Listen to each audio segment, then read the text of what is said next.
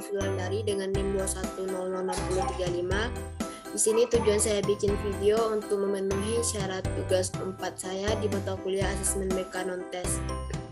Baiklah, di sini saya akan menjelaskan materi mengenai AUM belajar atau sering disebut dengan AUM PTSDL. Sebelum kita membahas lebih jauh, kita terlebih dahulu harus tahu pengertian dari AUM PTSDL itu apa. Baiklah, kita masuk ke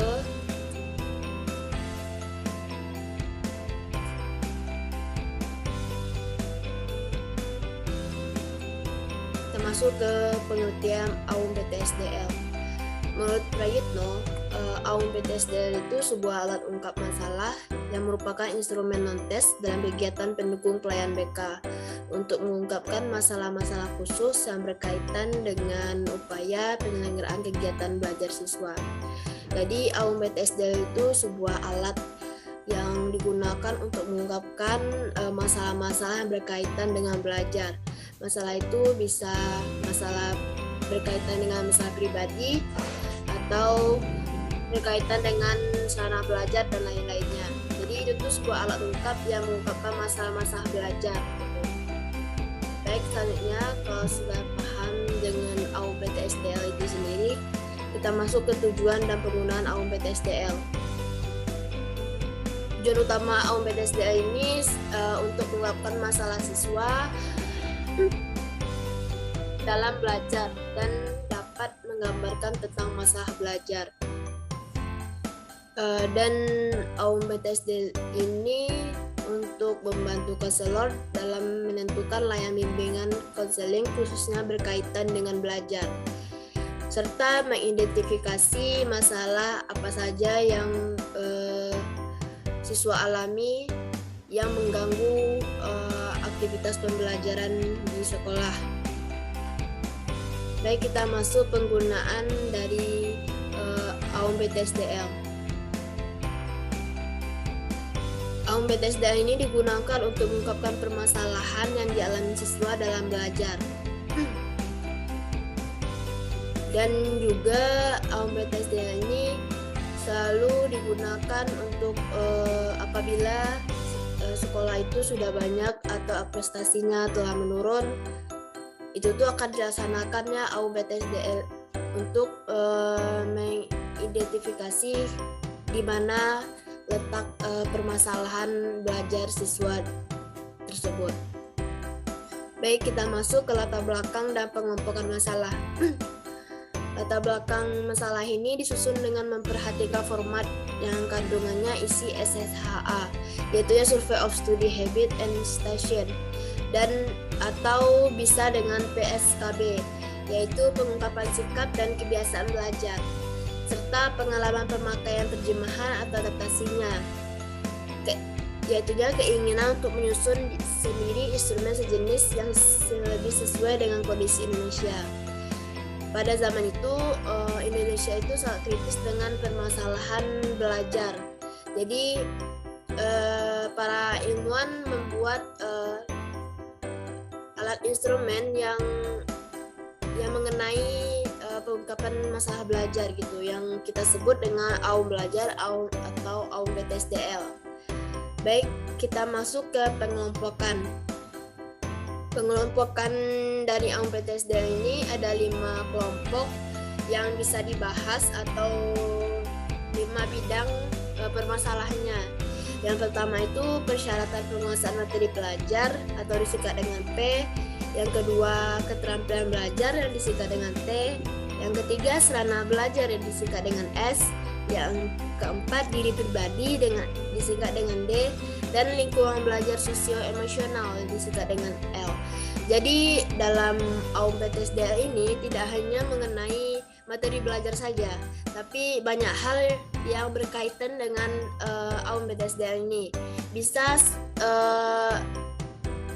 siswa itu terganggu belajarnya karena sarana belajar, atau bisa jadi siswa itu terganggu pelajarannya tentang masalah diri sendiri gitu. Jadi itulah yang akan dituntaskan dengan AUM PTSDL itu tersebut. Baik, kita masuk ke perencanaan atau langkah-langkah pengadministrasian. Dalam langkah-langkah pengadministrasi ini ada 3 kelompok. Yang pertama perencanaan, yang kedua pelaksanaan, dan yang ketiga pengelolaan hasil. Dalam perencanaan ini bisa di dalamnya terkait kita tuh sebagai guru BK atau konselor harus menetapkan waktu yang tepat gitu.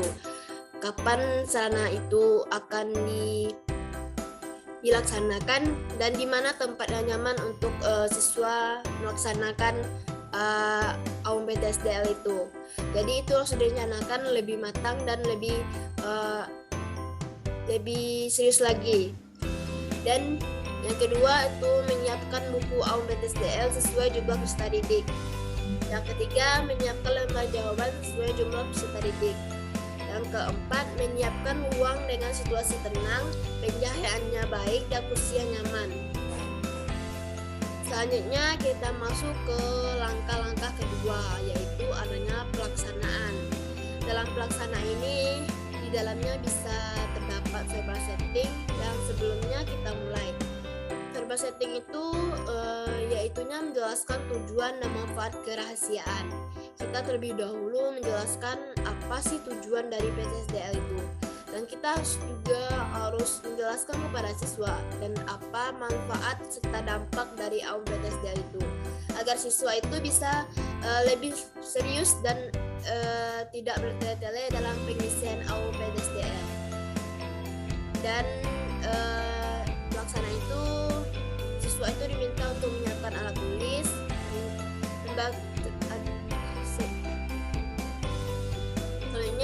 membagi buku dan lembar jawaban AUMPTSDL. Selanjutnya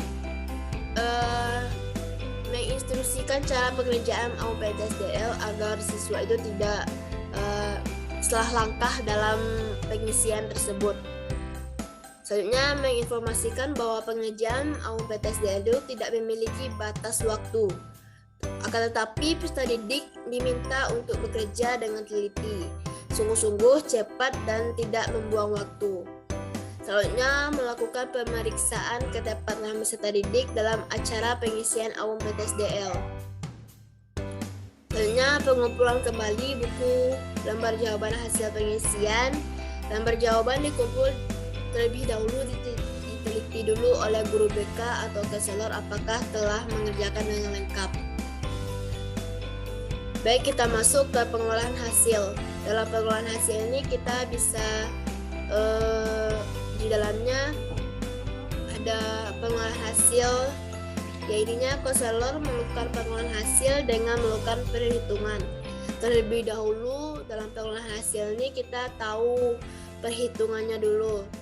Bisa konselor ini menggunakan metode kuantitatif agar lebih cepat dan lebih gampang gitu. Setelah tahu gimana hasil dari kuantitatif ini, selanjutnya konselor menentukan pengelolaan secara kualitatif. Ya, ini bertujuan untuk agar bisa permasalahan itu diatasi gitu. Gimana cara konselor mengatasi tersebut dengan pengelolaan secara kuantitatif atas pengolahan hasil sebelumnya, yaitu secara pengelolaan kuantitatif. Setelah dikelola secara kualitatif, selanjutnya konselor harus melakukan sebelumnya konselor itu melakukan pengolahan hasil lembar itu 1 minggu setelah pengisian, mengingat permasalahan individu yang bersifat dinamis dan bisa mengalami perubahan. Selanjutnya kesegeraan pengelolaan hasil AUMPTSDL ini akan menjunjung azas kekinian dalam bimbingan konseling. Dalam pengelolaan hasil ini mengelola format khusus gitu. Baiklah, kita masuk ke latihan penyelenggaraan AUM Belajar. Dalam latihan penyelenggaraan belajar ini ada 5 tahap. Dalam pertama itu kepada siswa dibagikan buku AUMPTSDL beserta jawaban yang terpisah. Yang kedua, siswa diminta untuk mengisi identitas pada lembar jawaban. Setelah siswa itu mengisi lembar jawaban, selanjutnya konselor atau guru BK itu harus membacakan petunjuk pengerjaan agar siswa tidak salah langkah dan bisa melakukan AUPTSDL ini dengan serius. Selanjutnya siswa dipersilakan pekerjaan AUPTSDL.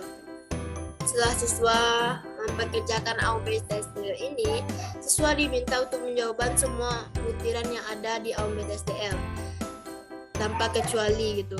Selanjutnya waktu pengerjaan diperkirakan paling cepat 20 menit, paling lambat 40 menit.